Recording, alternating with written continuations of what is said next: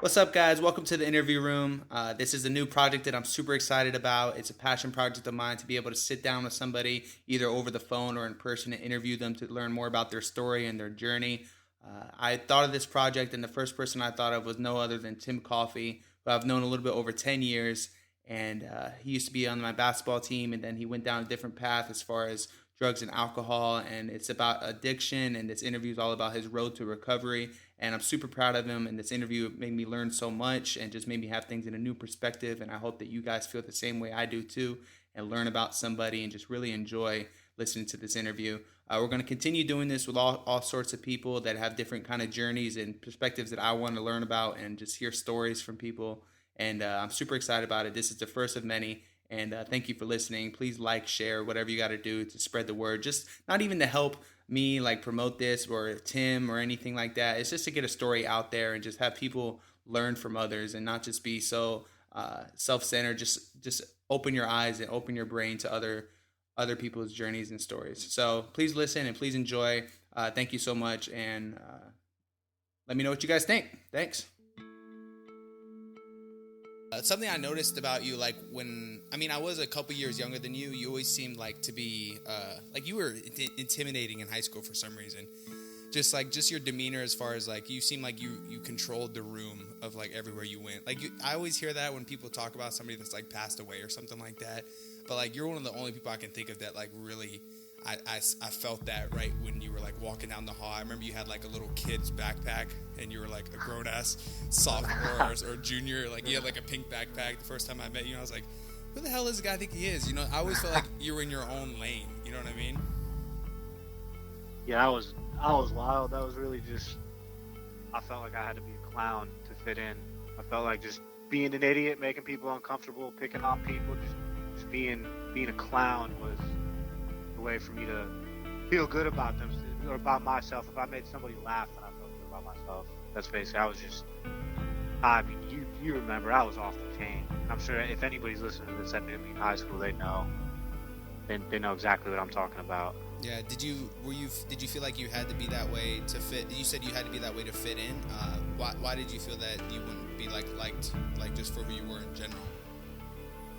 I honestly, I can't put my finger on it. I just know that sophomore year in high school, when it was freshman year in high school, I was on the varsity basketball team at Tampa Catholic, and that was the first time I ever got exposed to alcohol or weed at that point. So they all had like this little initiation thing because I was a young guy coming on the team, and I went, and I like at that time I drank about 8 beers and I smoked weed, like it took 2 hits and I was done. I was throwing up, I was knocked out, but I was acting like an idiot. I was a clown.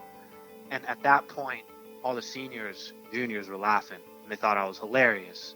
And they wanted to be around me at that point. So like ever since that point, just the infatuation I had with alcohol and weed, I felt like I fit in. I felt like I could make people laugh, and I felt like if you made somebody laugh, then they wanted to be around you. And loneliness is probably the worst feeling you can possibly have on the planet. So if I could just make people laugh, I would avoid that emotion altogether. So I kind of rode with that. Yeah, so in the beginning, so you said you were like 14, freshman at Tampa Catholic. Did you switch schools because of like that? Because I remember. No, I switched schools because honestly, like I was kind of a clown. You know that comes with the territory, right? So either people love you or hate you. One of the two, and I ended up having some people hate me. Some people hate me, and some people that were like 3 years older than me that were 150 pounds bigger than me, and they kind of messed with me a little bit, like stole my lunch a couple times. They put me in a trash can, and I just was like, I was like 5'4", 120 pounds. I was these offensive linemen, football players. So at that point, I felt, I don't know, that was the worst feeling I ever had in my life. So then I didn't transfer for that specific reason, but I realized if I came to Bloomingdale, then I'd be around a new group of people. I'd have a fresh start. And that also brings it into, you saw everybody taking pro hormones at Bloomingdale, right? That was honestly my first addiction. Really? I never wanted that feeling of being picked on and being smaller than somebody to happen again, so I got addicted to those pro hormones.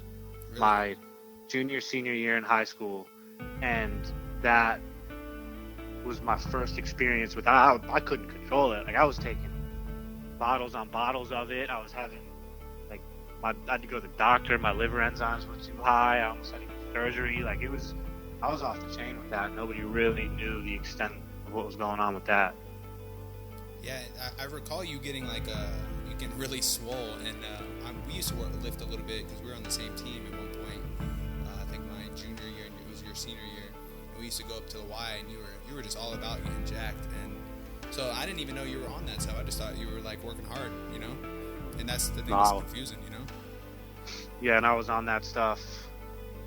It was pretty bad, honestly, what I was doing to my body, to where still to this day I have side effects from what took place my junior and senior year in high school with those supplements. And that was the first experience I had with not being able to stop doing something. Like I was uncontrollable. It was uncontrollable at that point.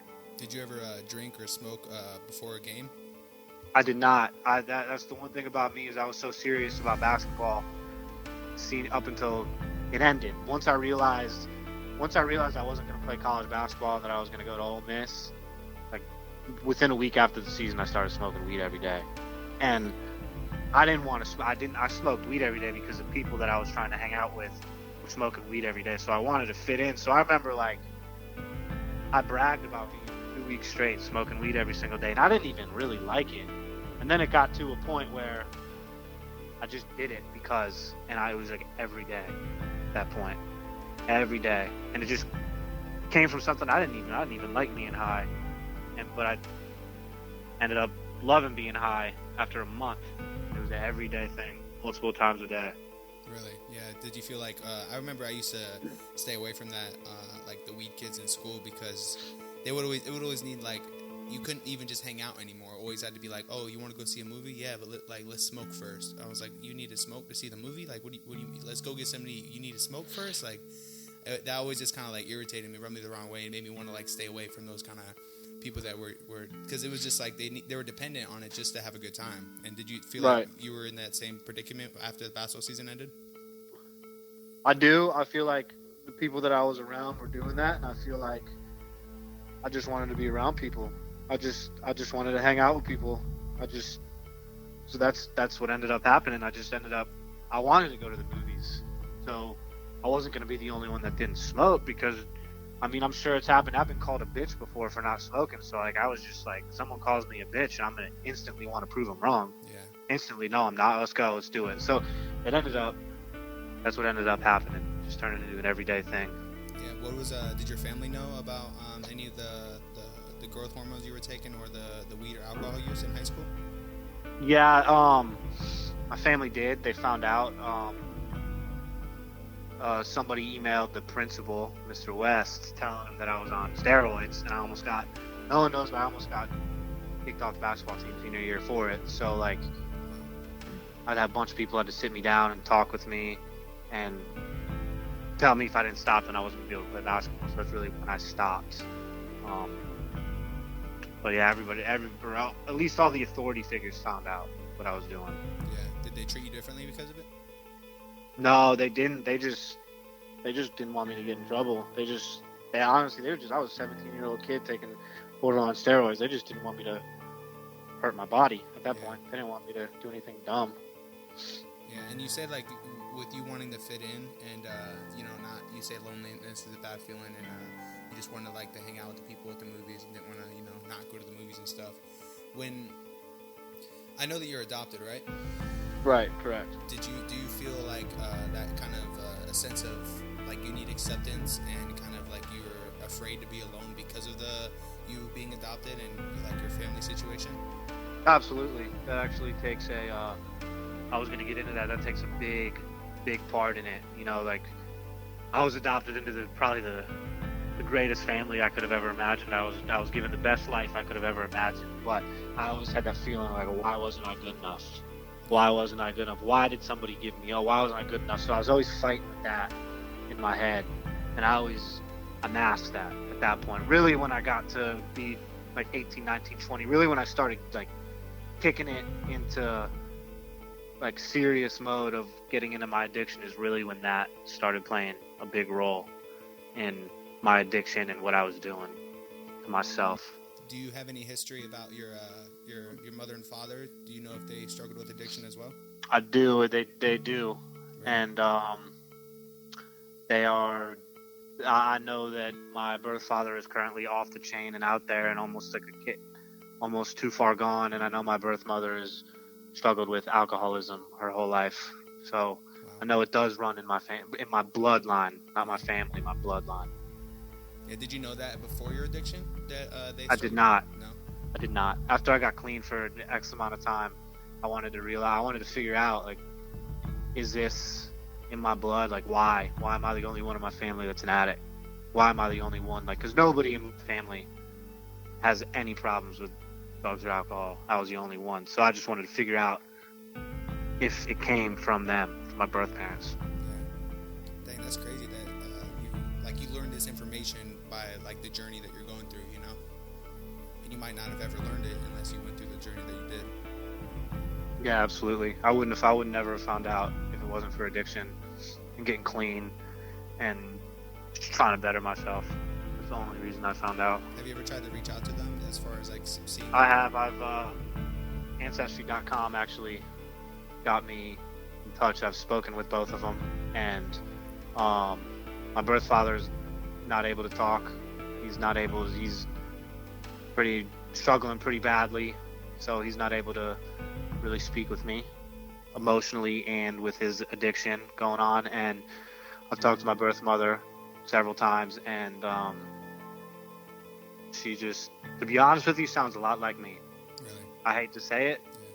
Yeah. No offense to her, but I don't wish this on anybody, and she sounds a lot like me. Wow. So.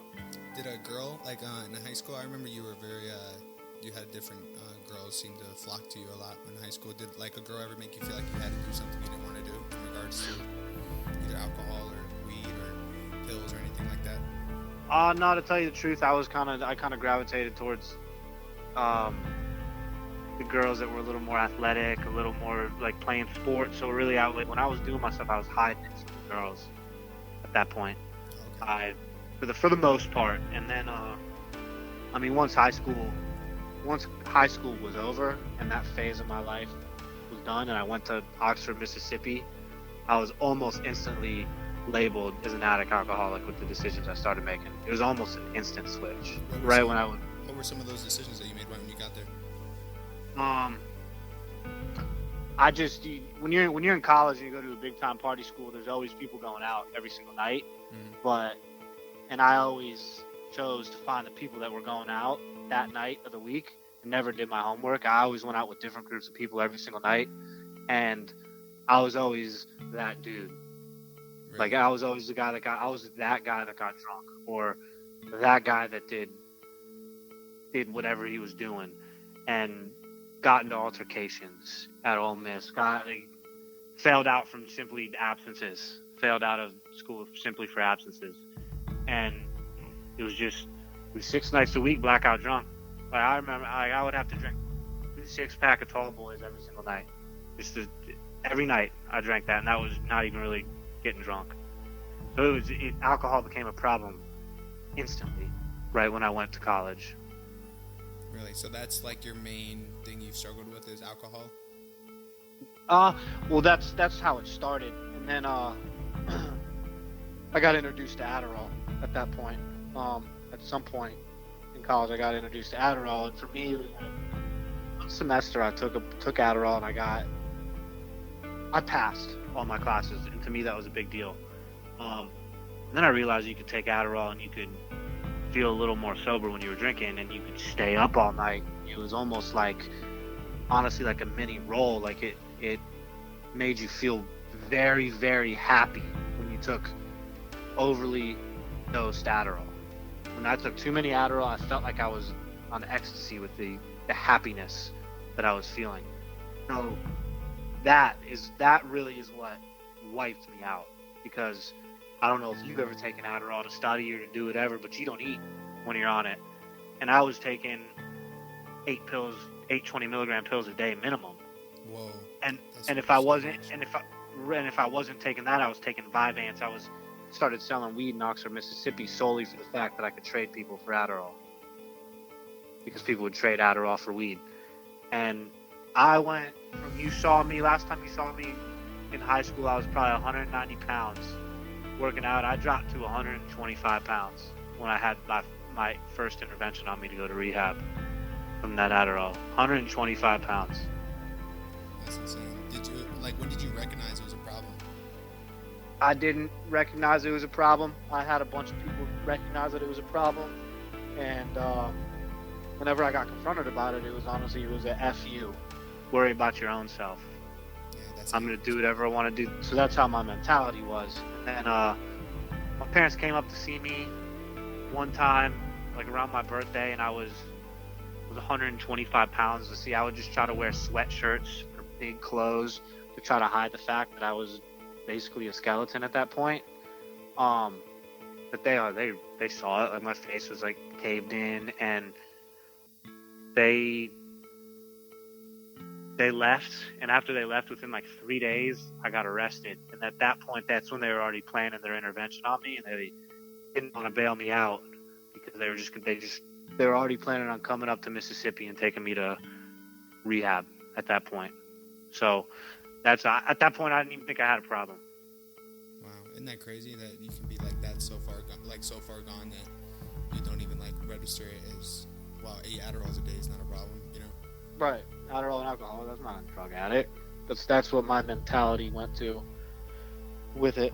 But it really was a problem, because like at first, like drinking like in high school, like people were laughing, I was at parties, it was fun, and then it got to a point where I wouldn't even go out because drinks were too expensive. I just wanted to get a cheap bottle of Burnett's or Aristocrat, sit in my room and get drunk. And at that point, no one really wanted to be around me. I was by myself sitting in my room watching conspiracy theories on YouTube, calling my parents, telling them to stack up on canned vegetables because it was about to happen. The New World Order is coming. And I went through a period of time where I was crazy. I was nuts at one point and throughout that whole process. Would you consider like being like arrested your rock bottom, or when was like the moment where like it all you were like, oh shit? My rock bottom was I went to a paid rehab. Usually what happens with addiction, usually when kids or young men get interventions done on them, is usually when their families still are trying to help and care about them. Is usually they'll send them to a rehab. They'll do what they have to do. But if you relapse enough times and waste their money enough times, your parents are going to stop paying thousands of dollars to put you in a rehab. They're going to eventually just be done with it. So I went to rehab. I relapsed 3 times, and after my third time, I went to rehab, and I was like, all right, look, these are all heroin and crack addicts. I'm not one of them. And until I got introduced to heroin, right? So I was in a recovery house, and I got introduced to it for the first time, and without even a question in my mind, I let someone put a needle in my arm. And that's really the moment that I realized that I had a problem. Like, it didn't matter what it was. It didn't matter if it was literally anything, any mind-altering substance I was willing to put in my body, because I wanted to get out of how I felt. And by rock bottom, I overdosed. I was black and blue for about 15 seconds. I got brought back to life. And my mindset after I got brought back to life was, that was some fire dope. If I just do a little bit less next time, I won't overdose and I'll be really high. And that has to be one of the craziest thoughts a human being can possibly have when they're literally like minutes away from being dead. That's my thought, was just a little bit less next time and I'll be fine. So that wasn't rock bottom for me, but that was rock bottom with drug use for me. Yeah, like the with worst that, of the worst. Yeah. With the worst of the worst, but rock bottom was on my parents. Like, after that happened, I called my parents. They got me a Greyhound bus ticket back to Florida. I lived with my older sister for 4 days before she kicked me out because I was just drinking and smoking, and I I couldn't live in her house. She had kids. So then I Greyhound busted back to Richmond, and within 2 weeks, I was in a homeless shelter recovery program. It was a homeless shelter first, recovery program second. So I was with all the people that were all the sex offenders, all the parole men, they were like, the average age was probably 45 there. This was rock bottom. This was the last house on the block, and I stayed in that homeless shelter for about 4 months. I was 21, 22 years old, living in a homeless shelter, coming from what I came from, in a different state, not knowing anybody, no phone, no job, no car, with a habit.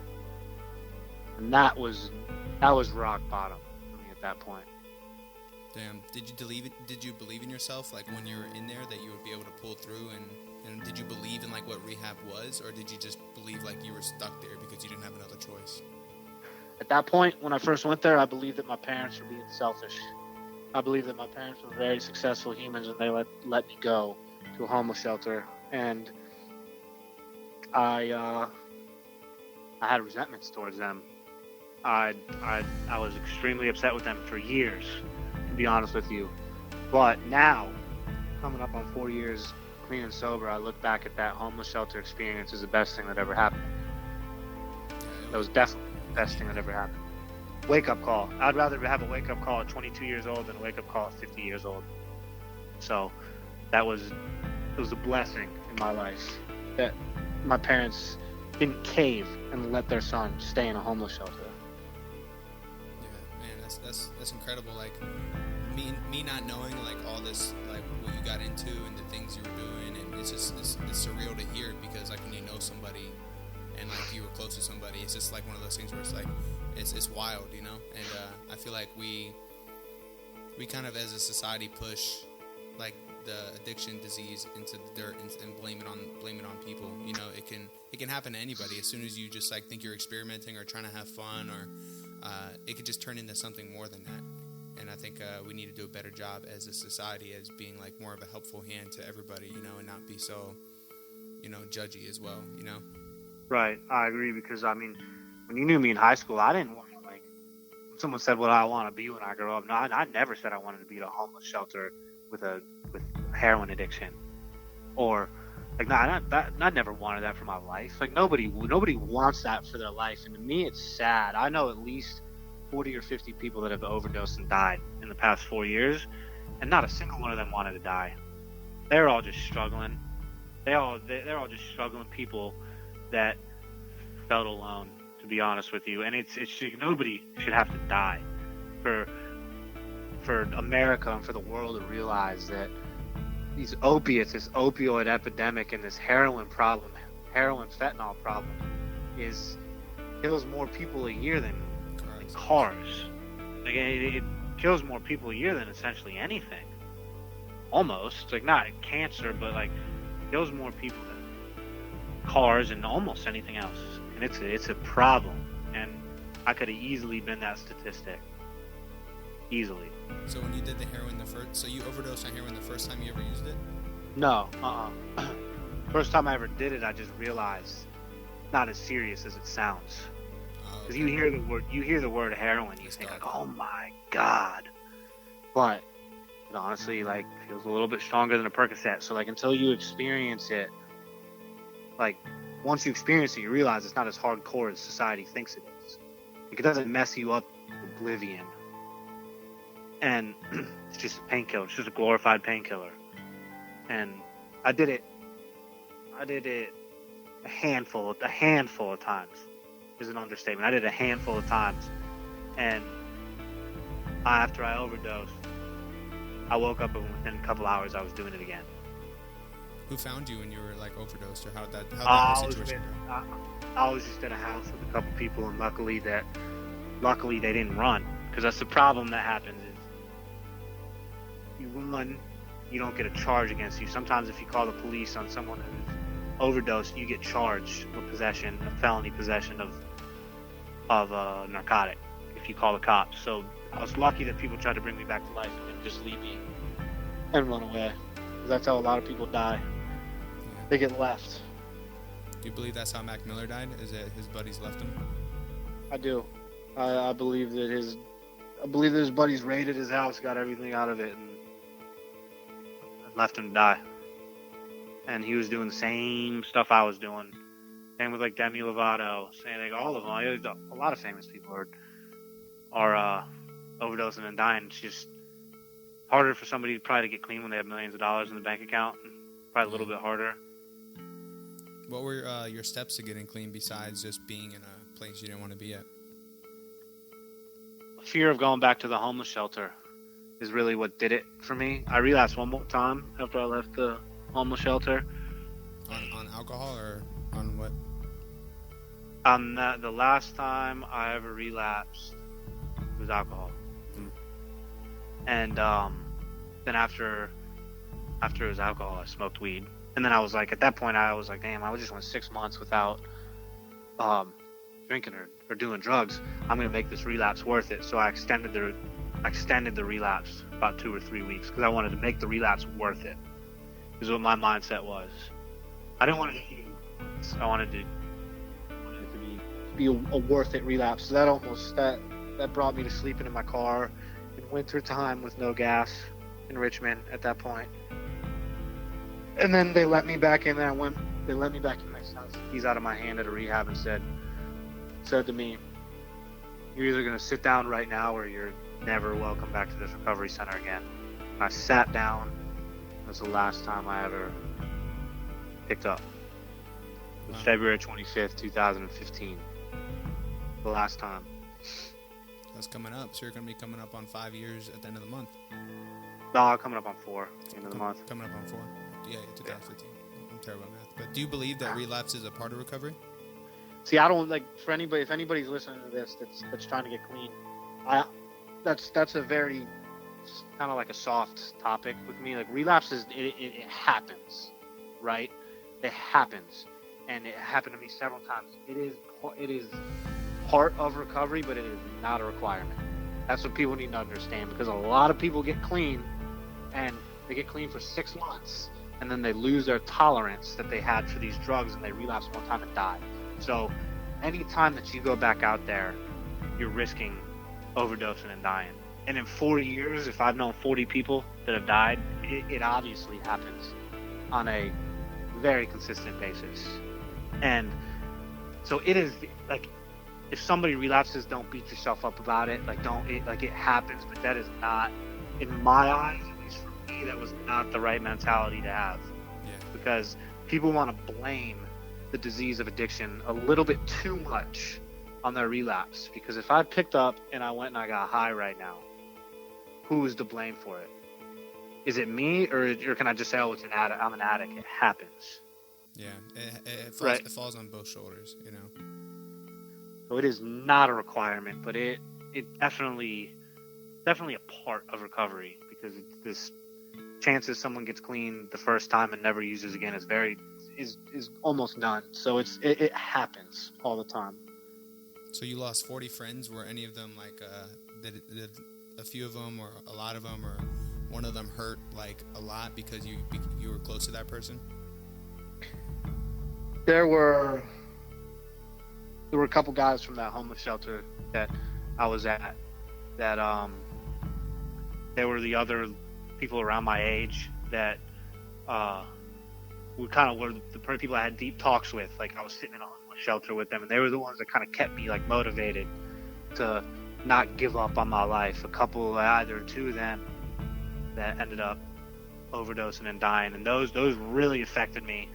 And to be honest with you, after every single person that dies hurts, but it comes to a point, I've seen so many people die that I'm almost numb to the pain when I hear about somebody overdosing and dying. As sad as that is to say, I'm almost numb to it, because it's happened so much that it's not a surprise anymore. Like when I see a RIP status on Facebook, it doesn't surprise me like it did at first. That's tough, man. Were you we were talking about this in the beginning before we started talking more in depthly about it. Did you lose a lot of like, were your friends and family supportive when they found out you were going through recovery, or did you lose a lot of them throughout your whole addiction and recovery journey? To be honest with you, I lost everybody. Nobody wanted to talk to me. I was at a homeless shelter, you know, with no phone, no car, no job, no like nothing. Like my mom would pick up the phone if I called her, and she would cry. But as far as friends, like at that point, nobody wanted to. No friends from high school or college wanted to associate themselves with somebody who's in a homeless shelter for drug problems. And then family members, I've had family members blame me on going ghost and not speaking with them. But like to be honest with you, wasn't speaking to anyone. I didn't even like myself. Yeah. I was sitting in my room by myself, getting hammered. I wasn't thinking about aunt or uncle or cousin that was getting their feelings hurt that I wasn't talking to them. Like like I couldn't even love myself for the longest period of time. So, and then like I got clean, and when I got clean and moved back to Tampa, tried to hit up a couple people that from high school, and they just were like, "I'm sorry, I don't think you should come around. We're going to be drinking and smoking." And boom, after that, I haven't been invited to do anything by anybody from high school or college, except Jake Hodges. Yeah, that's awesome that he stuck around and whatnot. He's a good dude. Right. How it needs to be. I need to be surrounded by people that understand what I went through and understand that I can't just have one beer. A lot of people will just like, "Oh, just have a beer. Just have a beer. It'll be fine. Just drink one." And just drinking one has turned into a lot of deaths. Just drinking one beer turns into getting tipsy. You get tipsy, and then your mind isn't sane. You're like, "I'll just do these pills one time." And that's what happens. Yeah. It's a cycle. Do you have a sponsor right now? I do. I currently do not really speak with him too much. Kind of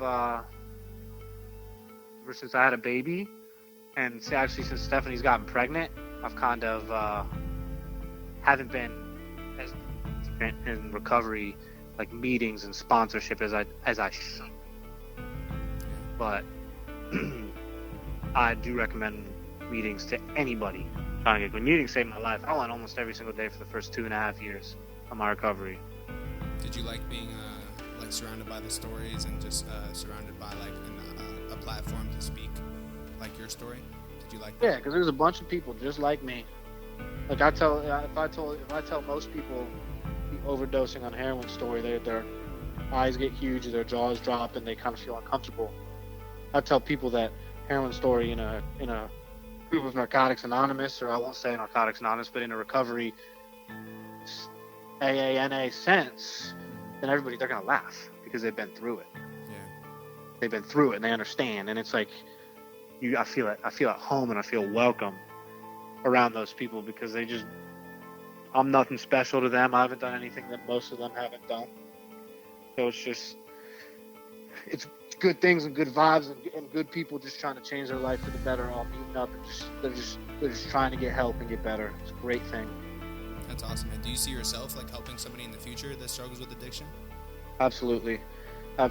Several people message me and contact me about wanting to get help, that I've got help. My mom started a Families Anonymous type of group for families that are struggling, so our phones are always available for anybody that ever needs help. That's awesome. And so I'll always help somebody, and I'll always tell somebody the complete honest truth about what I went through. Because I don't care about the person that's going to hear this and think, "Oh my God, you really did that." I care about the person that's going through it too and realizing that they can recover too. Yeah. They can recover too. And money, property, and prestige, I'm not going to really say anything about that because the only promise is a freedom from active addiction. But like, I drive a Lexus. My wife drives a Cadillac Escalade. I live in an almost 3,000 square foot house in a gated community. Now, if someone would have told me that when I was sitting at a homeless shelter 4.5 years ago, I borderline would have swung on them, thinking they were like disrespecting me. Never thought them. How did you get to that point where you had the success? How'd you get to that point? Just honestly not using. When you're not using, you can put your mind to it. You show up for work every day. Showed up for work every day when I wasn't using. I got off of work and I wasn't trying to drink or get high, so my mindset was, how am I going to be more successful? So you repeat that every single day, then and you're not paying any bar tabs, or you're not buying beer every night, you're not buying pills, you'd be surprised at the amount of money you save. Like I was spending a Lexus or a Cadillac payment on drugs a month, easy, when I was out there using them. Yeah, that's ridiculous. And you said your wife's name is Stephanie? Mm-hmm. Correct. And you have, she has a child before she met you, correct? Correct. And what's that child's name? Russell. And then you just had your own daughter recently, right? Correct. She's coming up on 4 months. 4 months? That's awesome. What's her name? Layla. I like it. That's beautiful. And so I want to get into like the family side of it now that we've kind of gotten out of like where you were to where you are now, because I really like respect that. And that's, as soon as I like got this idea, I wanted you to be my first guy, just because I've seen the journey as far as like what you post, and I've known you, and I just know who you are, and I really respect where you were and where you are now. I remember you were previously engaged to somebody. When you were previously engaged, did that person struggle with the idea of you being sober? Is that like what led to that being falling apart? I don't know if she struggled with the idea of me being sober. She knew what I was about. But let's face it, she was a 22-year-old girl, and I can't ask a 22-year-old girl not to drink or smoke. I can't ask that of anybody, and I won't say too much on it, but it didn't work out, and I'm still sober, still clean and sober. So it was the best decision for me in my life, and now where I'm at today, and my wife today, and Layla, and it was all worth it.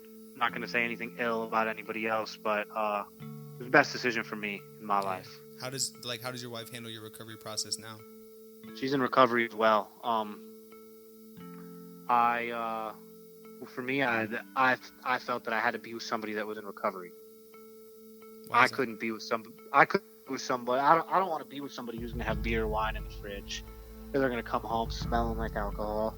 Because to be honest with you, that's like, it gets boring sometimes on a Friday and a Saturday night. There's nothing to do. 26 years old. Yeah. There's nothing to do. Like everybody else my age is drinking, going to a bar, being social. So I don't want to put myself in a position where if I have a bad day or a bad moment, that I'm gonna pick up and relapse.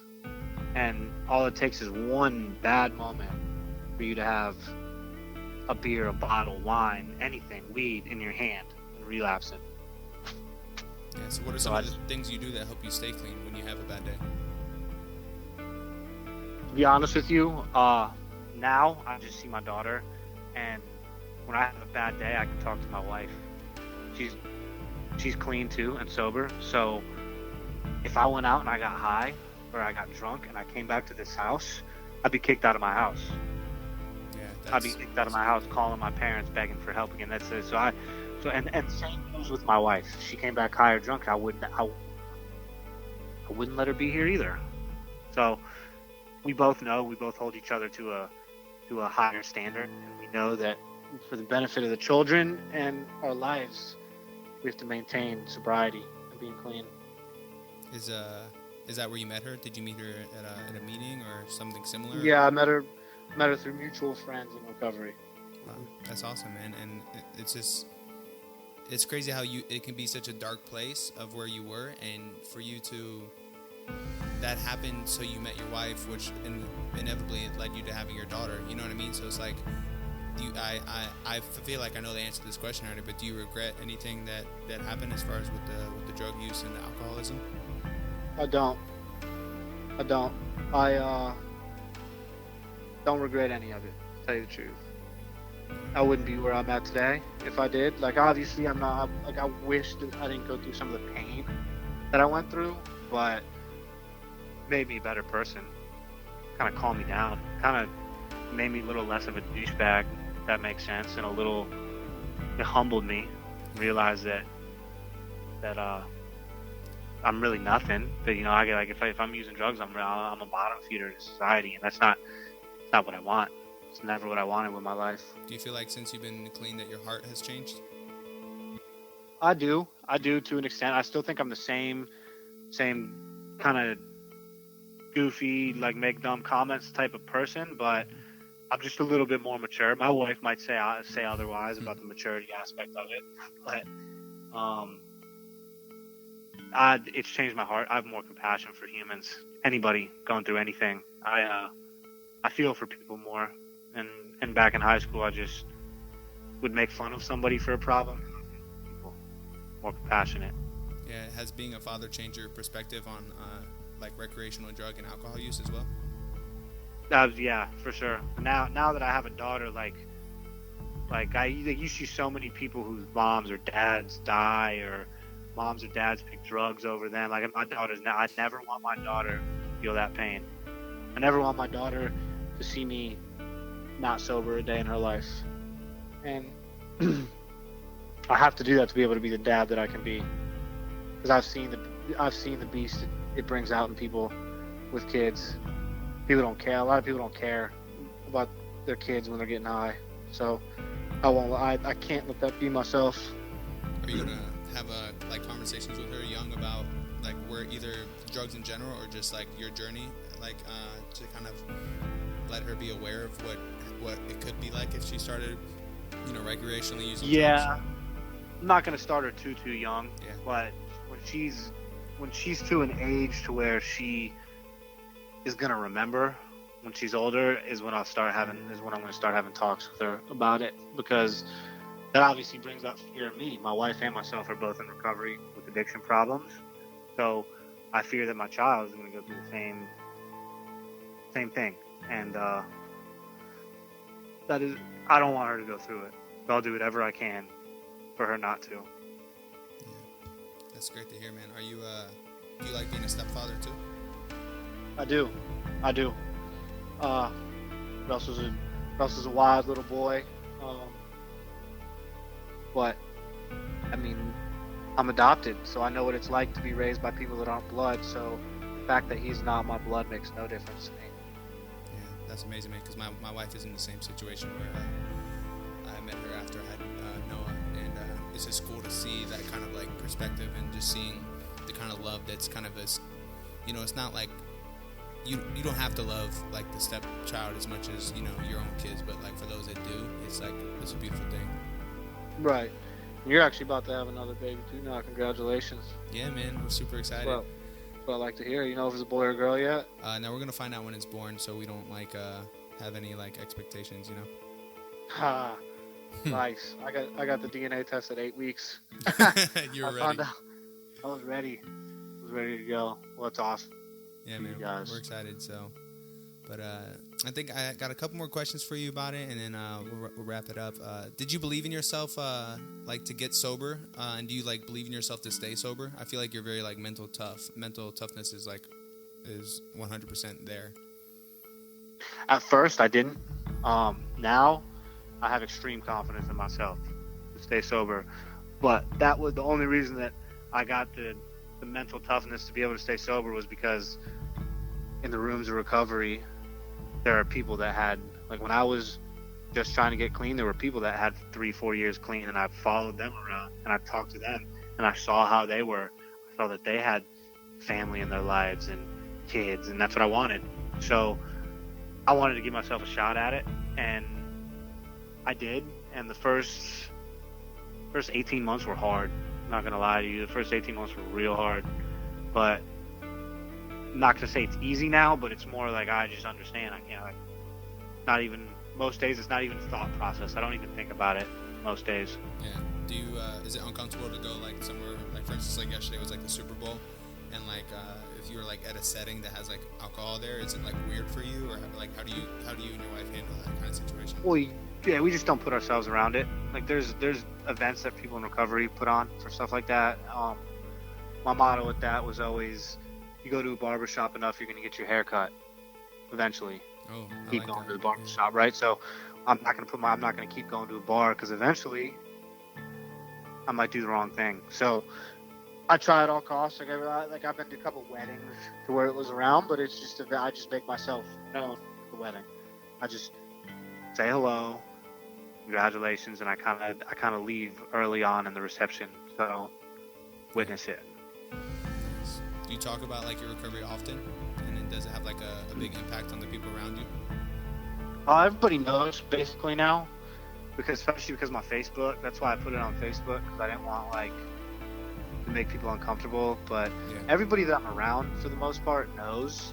But I'll tell people if I feel I'm about to put myself in a situation that could hurt my life. I'll tell people, because to be honest with you, besides my wife, my daughter, and Russell, right now, currently, my wife, my daughter, and Russell, and my household, they're the only people that have an impact on my day-to-day life.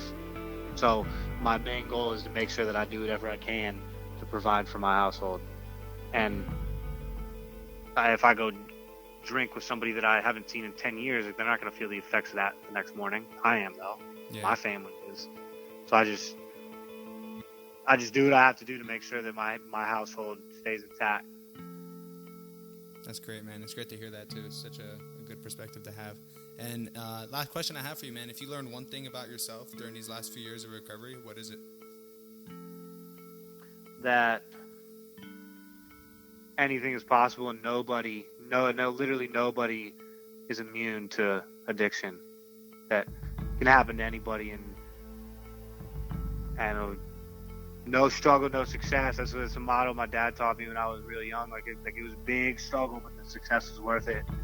And I mean, it could happen to anybody. It literally could happen to anybody.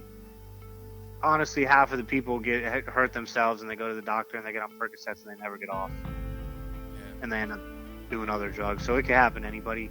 Keep an open mind, and just understand that people that are in active addiction are people too, and they're hurting too. So I hope people listen to my story a little bit, and they just judge a little bit less, because nobody wants to die. Nobody wants to not have any family, friends. No, nobody wants that. Yeah, for sure. Do you? I bet your family is like really proud of you and stuff, because I know that you and your parents were like really close when I knew you from high school. Do they like let you know a lot of times that they're proud of you and whatnot for the journey and the recovery? Yeah, they do. I mean, we did some things. I did some things with them, and they did some things that I feel were unnecessary in active addiction. So we had a relationship that we're still working on, but we're working on it today. You know, like, we're working on it. We're communicating. We're talking. We're trying. And a couple years ago, we would just go months and months without talking to each other. So everything's looking positive, and I have full confidence that my relationship will be better than ever with my parents because of recovery. That's awesome, man. Do you have a certain way that you celebrate when you hit a milestone? I post about it. Yeah. But honestly, I post about it and keep my life moving, because a milestone's a milestone, and it's great for myself and for people to see that it can be accomplished. But after I'd hit 3 years clean, I kind of like, milestones were great for me. I post about it. I felt good about myself. Take myself out to a nice dinner. My parents take me out to a nice dinner, and that's about it. Like, honestly, like, it's a great thing for me, but how much can you really celebrate for not using drugs? You know? How much can I really celebrate for myself for doing what I'm supposed to be doing? Yeah. Damn, man, this was a great conversation, man. I learned so much about it. And do you have anything else you want to add? Just that Dallas sucks, and the Tampa Bay Bucks all day long. We're going to the Super Bowl next year. Oh, yeah? Yeah. Dang. You sure you're not using right now? Sound a little crazy. Well, that's what people will be thinking when they hear that. Yeah, for real. But, I mean, you keep believing in the Bucks, man. That's right. Well, you keep doing your thing in Dallas. Try to record some more of your comedy. Stand up. I want to see it. I see everything you post. Oh, heck yeah, man. I appreciate that. You doing it tonight? You doing stand up tonight? Yeah, I do my own show on Monday nights at 7:30 at this little pub in downtown Fort Worth. And then I do it almost every night. Usually 5 out of the 7 nights a week. I just don't post a lot of videos because, I mean, number one, I don't post a lot of I don't want me to post a lot of videos, and then like somebody comes and see me and I do like the same material, and